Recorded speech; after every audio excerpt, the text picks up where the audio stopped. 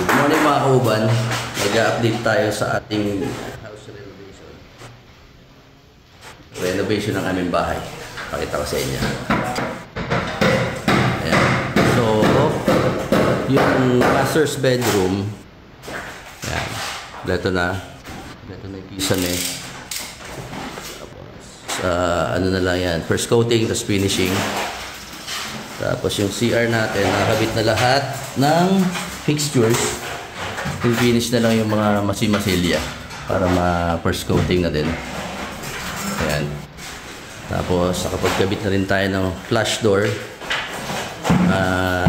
Ano to? Yung design nito is Sydney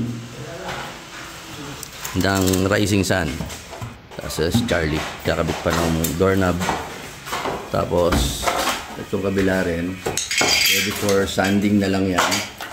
Tapos yung lumang CR, okay na rin ang kisame. Ayusin na lang, papalitan na lang ng tiles.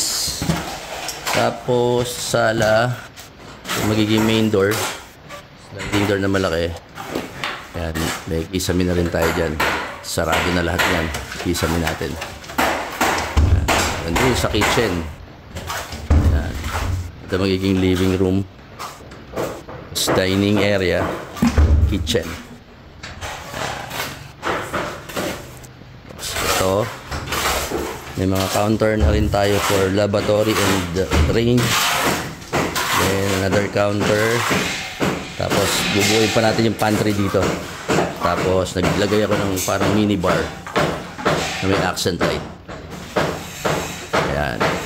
So far yun ang update natin.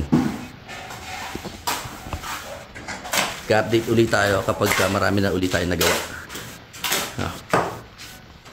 See you soon.